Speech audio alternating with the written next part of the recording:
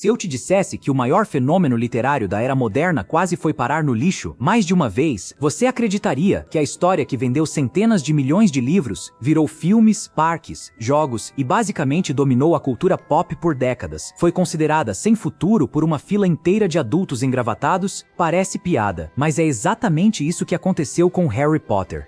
Antes de virar império, ele era só um monte de folhas grampeadas, sendo devolvidas pelo correio com um educado e cruel "não, obrigado". No começo dos anos 90, não existia glamour nenhum. J.K. Rowling não era celebridade, não dava entrevistas, não tinha agente poderoso. Ela era uma mãe solteira, desempregada, vivendo com dinheiro contado, tentando sobreviver em apartamentos frios e cafés baratos de Londres.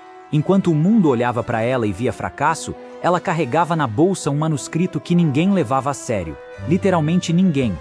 A história que um dia mudaria a vida de milhões de leitores era escrita em guardanapos, cadernos amassados e mesas de cafeteria, com o carrinho da filha estacionado do lado. A ideia surgiu do jeito mais improvável possível, um trem atrasado, horas perdidas olhando pela janela, sem nada para fazer. E foi ali, no tédio absoluto, que apareceu a imagem de um garoto magro, de óculos, que não sabia que era bruxo. Ela começou a montar tudo na cabeça: a escola, os corredores, as escadas que se movem, os professores estranhos, os amigos, os perigos. Quando chegou em casa, escreveu como se estivesse correndo contra o tempo, com medo de esquecer qualquer detalhe. Não era só uma historinha infantil. Era um mundo inteiro nascendo. Só que, enquanto aquele universo mágico crescia no papel, a vida real estava desmoronando.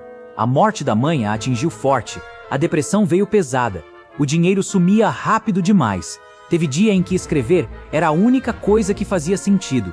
Era quase sobrevivência emocional. Enquanto todo mundo dizia para ela arrumar um emprego de verdade, ela continuava batendo na tecla de terminar o livro.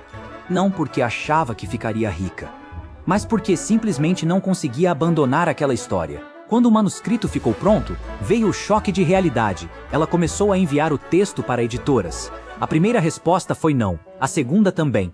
A terceira, a quarta, a quinta, sempre a mesma frase educada, vazia, automática. Não é adequado ao nosso catálogo. Não vemos potencial comercial. Em outras palavras, isso não vai vender nada. Algumas editoras nem se deram ao trabalho de ler direito.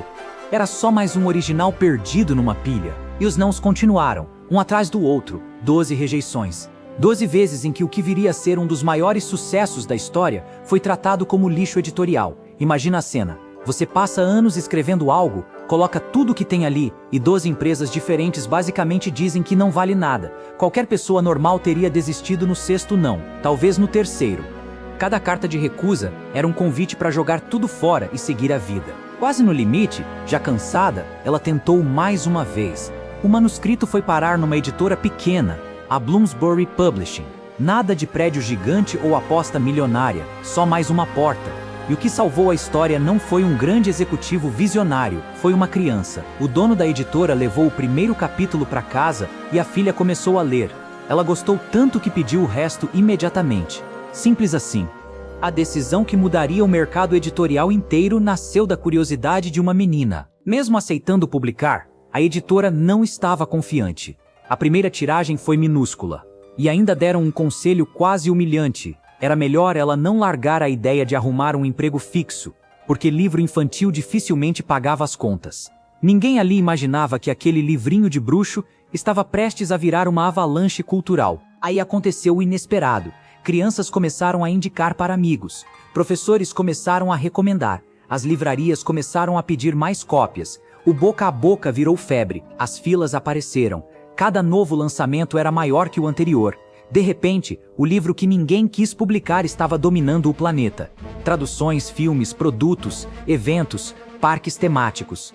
A autora, que dependia de ajuda do governo, virou uma das escritoras mais ricas do mundo. E é aqui que a história fica quase absurda. Tudo isso esteve a um não de não existir. Se aquela última editora tivesse recusado também, provavelmente o manuscrito teria sido guardado numa gaveta para sempre. Sem Hogwarts, sem cartas chegando pelo correio, sem gerações crescendo com esses personagens. O maior fenômeno literário da nossa época teria morrido silenciosamente antes de nascer. No fim, não foi sorte, nem contato, nem dinheiro. Foi teimosia. Foi insistir quando todo mundo já tinha desistido dela. Às vezes a diferença entre um fracasso esquecido e uma lenda mundial é simplesmente continuar tentando quando você já está cansado demais para acreditar.